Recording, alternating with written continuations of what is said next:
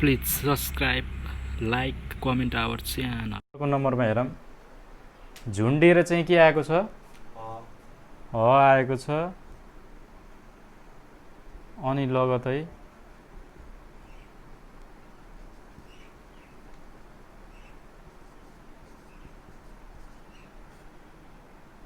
भवेल आएमा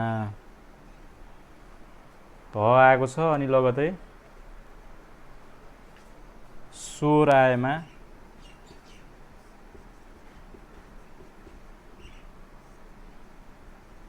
ह को उच्चारण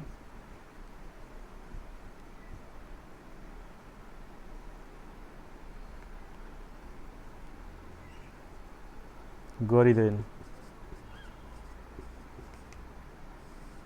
ह चाहिँ के हुन्छ साइलेन्ट हुन्छ कि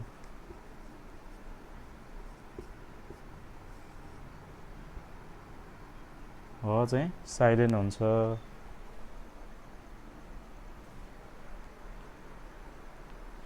जस्तै उदाहरण हामीले हेर्न सक्छौं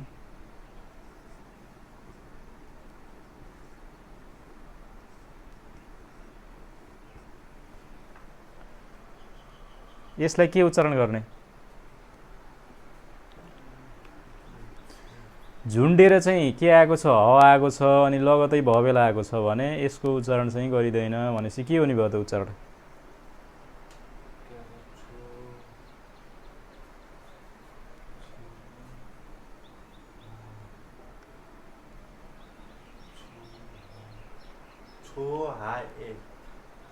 भएन फेरि झुन्डेर ह आएको छ लगतै अ आएको छ भने ह को उच्चारण चाहिँ गरिँदैन भनेपछि के हुने भयो यस्तो हुने भएन ह को उच्चारणै गर्नु पर्दैन नि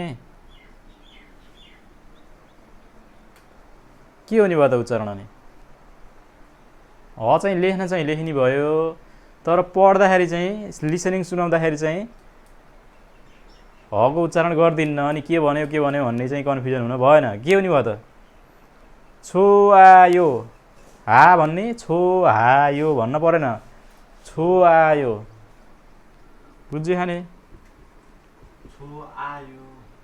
छो आयो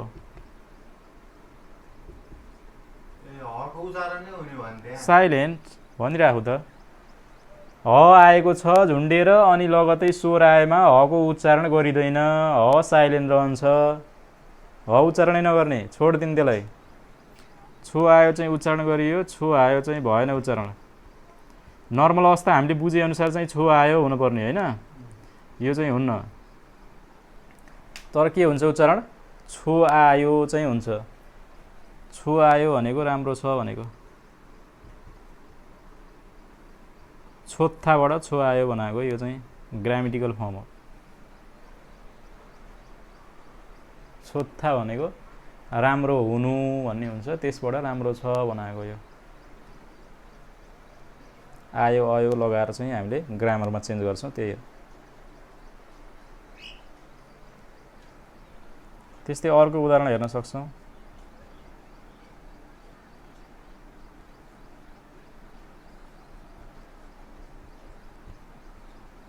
यसको के हुन्छ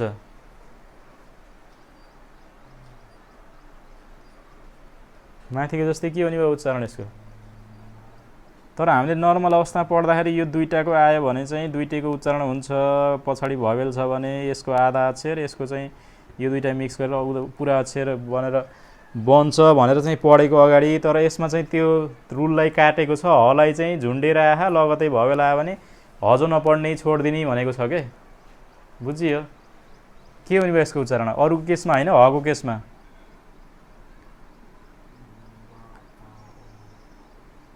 यो के हो सुरुको अक्षर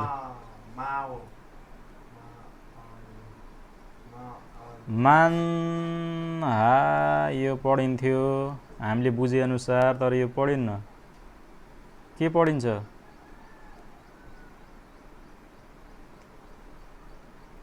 माना यो पढियो के डाइरेक्ट बुझियो जस्तै यहाँ चाहिँ हामीले यो तलको एउटा मात्रै भएको हुनाले डाइरेक्ट छो आ यो मात्रै भयो। यसमा त दुईटा हा, यो छोडिदिने हो अरे भनेपछि यो र यो मिक्स गरेर पढ्नु पर्यो पुरा अक्षर बनाएर। भनेपछि माना यो भयो। माना यो भनेको अर्थ चाहिँ धेरै हुनु भन्ने हुन्छ। धेरै हुनुबाट धेरै छ भन्नेमा जान्छ।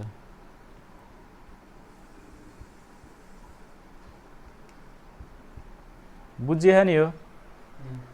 तलपट्टि ह झुन्डेर आएको छ अनि भवेल कोही आयो भने चाहिँ हलाई के गरिदिने? छोडिदिने, साइलेन्ट राखिदिने, त्यसलाई नपढ्ने। लेख्न चाहिँ लेखियो तर पढ्न चाहिँ नपढ्ने भनेको उदाहरण जस्तै त्यही भइहाल्यो। लेख्न त लेख्नै पर्यो नि, नत्र यो छो आयो भन्ने जो हुन्न। यतिले मात्रै छो आयो होइन नि त। यो त यसको अर्थ छो आयो हुन्न नि त। यसको अर्थ राम्रो छ भन्ने हुन्न। यही जो लेख्नुपर्छ लेख्दाखेरि। तर पढ्दाखेरि साइलेन्ट हुन्छ के। जस्तै हामीलाई लिसनिङ सुनाएको छ होइन, अनि यो पनि राखिदिएको छ, यो पनि राखिदिएको छ, अर्को एउटा राखेर अझ दुईवटा राखिदिएको छ। यो दुईवटा मिल्दोजुल्दो छ। अब यहाँ अब केही थप दिन सक्छ। छो आयो भनेर भन्छ, लेख्न परेन। सुन्दाखेरि चाहिँ छो आयो भनेको ह सहितकोलाई चाहिँ छो आयो भनिरहेछ है भनेर बुझ्नु पर्यो के। दिमागमा यो भसी सम्झिन्छ नि त। अनि यही option ditto A to Z यो र यो चाहिँ दिँदैन त्यसरी। योसँग मिल्दोजुल्दो अरू दिन सक्छ झुक्काउनलाई। जस्तै यहाँ अलाई आलाई अ गराइदिन्छ अथवा केही गराइदिन्छ, त्यस्तै दिन्छ। त्यस्तो भयो भने चाहिँ हामीले छो हा यो भनेर पढिएको थियो। पहिला छो आ यो भनेर पढिएको थियो, तर लेख्दाखेरि चाहिँ छो हा यो भनेर लेखिएको थियो है भनेर सम्झिनु पर्यो। लिसनिङमा चाहिँ धेरै युज हुन्छ। यही मिस्टेकले गर्दा नि अनि गल्ती हुन्छ, उता क्वेसनहरू चाहिँ मिस्टेक हुन्छ। यो कुराहरू चाहिँ ख्याल गर्नुपर्छ, धेरै ख्याल गर्नुपर्ने कुराहरू हो। भयो बुझ्यो नि? तलपट्टि झुन्डेर चाहिँ के आएको छ? ह आएको छ अनि लगतै भवेल आएको छ भने चाहिँ ह चाहिँ साइलेन्ट गरिदिने भनेको छोडिदिने। अहिले हलाई नपढ्ने, के मात्रै पढ्ने? त्यहाँ अझै हसित अरू अक्षर छ नि त्यो अक्षर मिलाएर पछाडिको भवेल पढ्ने। यदि अर्को अक्षर छैन, सिङ्गल ह मात्रै छ भने हलाई छोडिदिने, उता डाइरेक्ट भवेललाई पढ्ने अनि पछाडि पढ्ने। भयो, ठिक छ, बुझ्यो नि यो?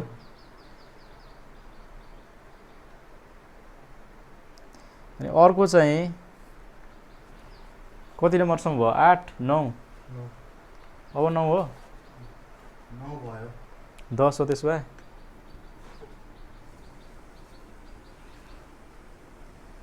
10 नम्बरमा चाहिँ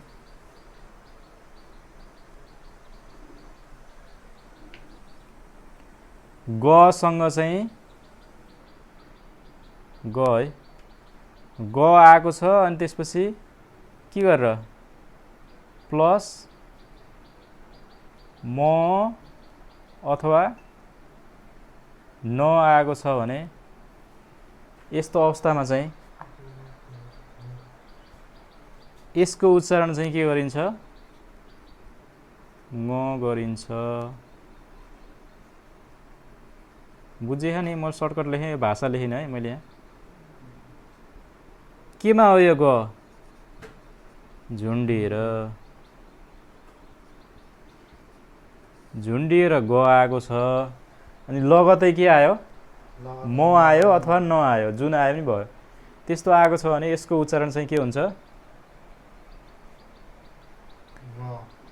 ङ हुन्छ। जस्तै उदाहरणहरू हामीले हेर्न सक्छौँ।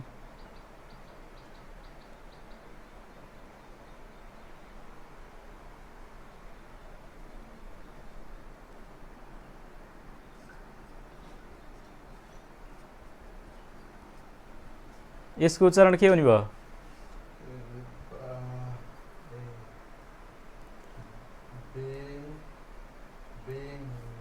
सुरुमा ब आयो भने के पढ्ने हो? के भयो त उच्चारण?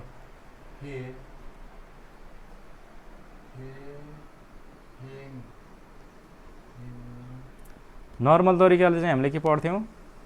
फेक पढ्थ्यौँ होइन? तर यतापट्टि के आयो? न्यान हो। त न्यान,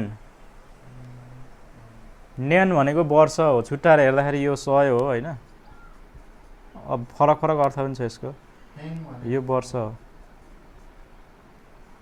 100लाई फेक भन्छ के त्यो पढ्नै छ हामीले त्यो 1 2 हरू चाहिँ पढ्नै बाँकी छ यसलाई नर्मल तरिकाले हेर्दाखेरि फेक छुट्याएर हेर्दा फेक हैन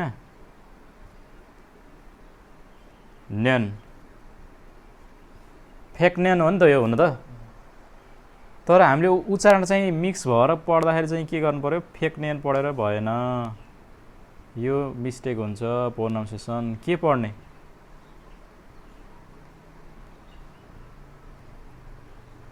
फेङन्यान उच्चारण चाहिँ के हुन्छ फेङन्यान भयो फेङन्यान भनेको 100 वर्ष जो हो न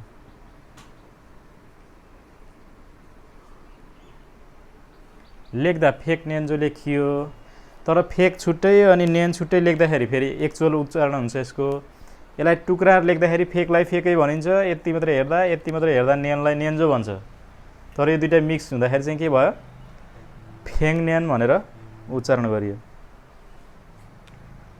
त्यस्तै अर्को उदाहरण हेर्न सक्छौं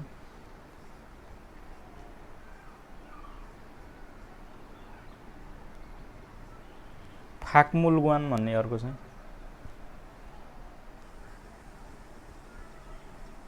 तर यसलाई उच्चारण गर्दा के गरिन्छ अर्कै गरिन्छ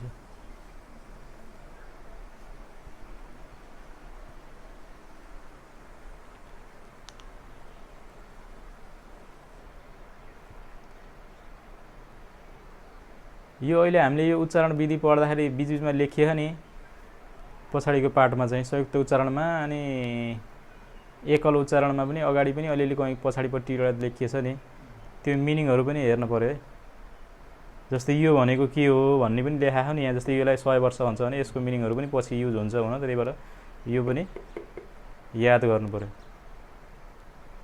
यसलाई उच्चारण के गर्ने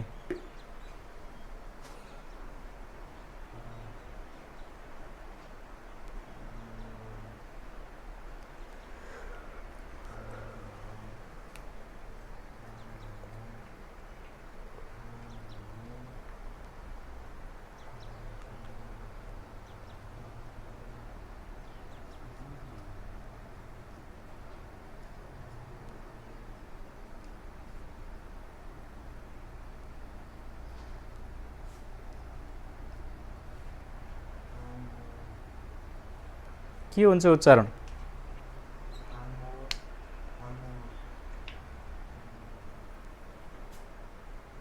सुरुमा ब आयो भने के पढ्ने फ पढ्ने फ प्लस आ फा भयो अनि तलपट्टिको के हो नर्मल अवस्थामा पढ्दाखेरि यसलाई अलि यहाँ चाहिँ हामीले ङ पढ्नु पर्छ भन्ने बुझियो तर नर्मल अवस्थामा पढ्दाखेरि के पढिन्थ्यो क पढिन्थ्यो फाक अनि त्यसपछि के हो यो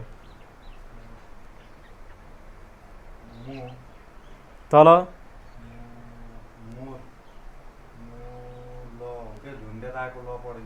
अनि पछाडी ओ प्लस आ के हुन्छ गोआ दुईटै मिक्स अक्षर हो एउटा शब्द हो यो एउटा अक्षर हो गोआ भयो के भयो त अनि तलपट्टि झुन्डेर आए के हो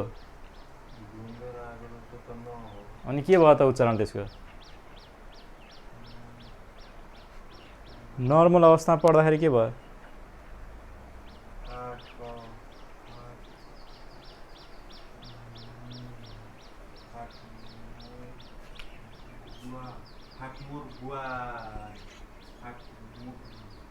ठीक छ त्यही हो नर्मल अवस्थामा उच्चारण के हो फाक्मुलगवान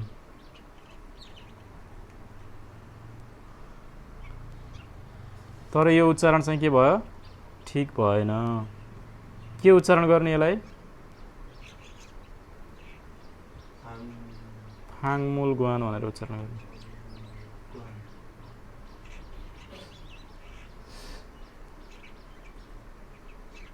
फाक्मुलगवान होइन कि फाङमुलगवान भनेर चाहिँ उच्चारण गर्ने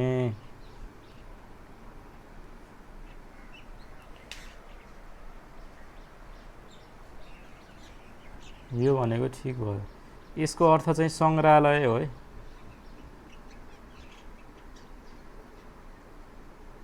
जस्तै नेपालमा पुरातत्व विभाग भन्छ नि पुरानो कुराहरू राख्छन् नि संग्रह गरेर हो त्यो फाक्मुलगवान भनेको सङ्ग्रहालय। अब यहाँ छुट्टै छुट्टै मिनिङ हेर्न सकिन्छ। फाक मात्रै भनेको बाहिर हुन्छ।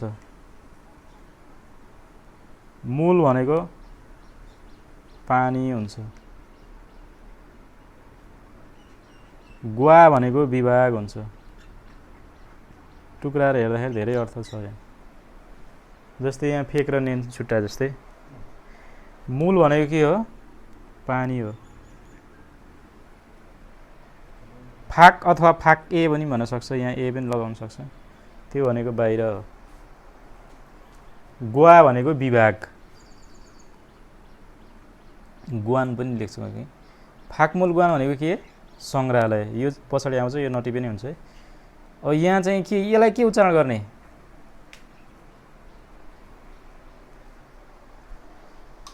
के उच्चारण गर्ने यसलाई?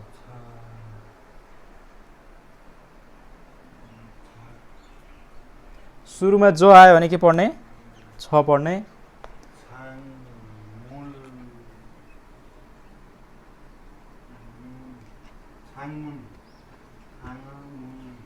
छाङमुन, छाङमुन, यो पनि म्याक्सिमम युज हुन्छ। यसको चाहिँ चित्र दिइरा हुन्छ, चित्र हुना। यो चाहिँ जस्तो कोरियामा चाहिँ निबन्धहरू लेख्ने कार्यक्रम हुन्छ नि, त्यस्तो कुरामा चाहिँ छाङमुन भनेको निबन्ध।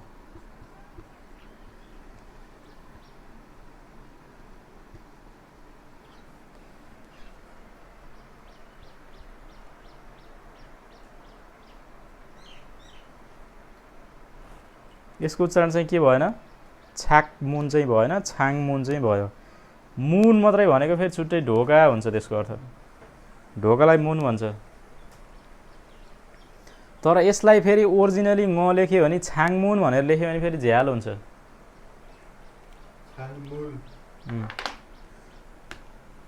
त्यो पछाडि आउँछ झ्याल ढोकाको नामहरू।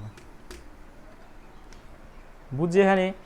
तलपट्टि ग आयो अनि लगतै चाहिँ के आयो? म अथवा न आयो भने चाहिँ त्यस्तो अवस्थामा चाहिँ गको उच्चारण चाहिँ ङ गर्ने। जस्तै एउटा उदाहरण चाहिँ यो न को उदाहरण भयो, यो म को उदाहरण भयो, यो पनि म को उदाहरण भयो हैन।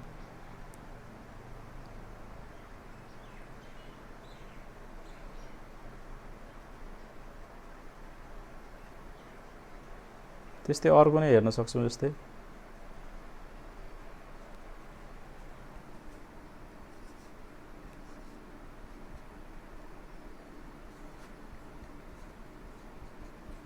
यसको उच्चारण के हुन्छ?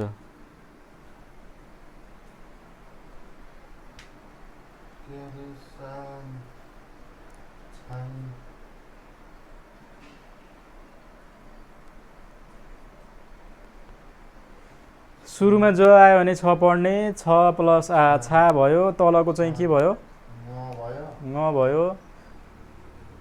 नर्मल अवस्थामा पढ्दाखेरि हामीले के पढ्थ्यौँ? छाक्नेन भनेर पढ्थ्यौँ। यो उच्चारण चाहिँ हुँदैन हैन। के उच्चारण हुन्छ? छाङनेन भनेर उच्चारण हुन्छ। छाङनेन भनेको चाहिँ गत वर्ष हो। नेन भन्ने बित्तिकै जहाँसुकै वर्षको काम गर्छ। जस्तै यहाँ थियो नि फेक नेन भनेको 100 वर्ष भने जस्तै छाक्नेन भनेको गत वर्ष। त्यस्तै यो टाइमको चाहिँ पछाडि चाहिँ टपिक्समै पढिन्छ छुट्टै हामीले। यहाँ चाहिँ उच्चारण हेरेको मेन चाहिँ अहिले छाङनेन। छाङनेन हो चाहिँ भयो। बुझिएछ नि? यो टपिक चाहिँ के पढियो हामीले?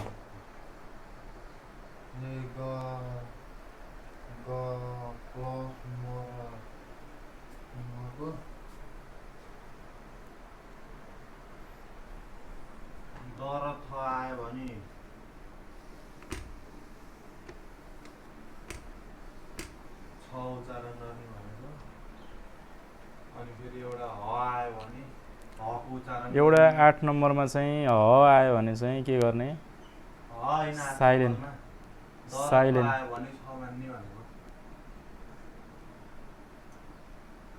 द प्लस थ आयो द र थ केसँग जोडेर आयो भने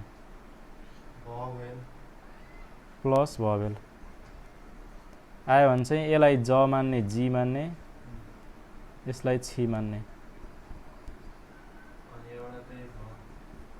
अहिले यो 10 को चाहिँ के हो ग प्लस अनि म र न आयो भने चाहिँ यो ग को उच्चारण चाहिँ के गर्ने ङ गर्ने अहिलेसम्म पढेको 3टा समरी यही हो ल आजलाई चाहिँ यति गरौँ खामसाम्निदा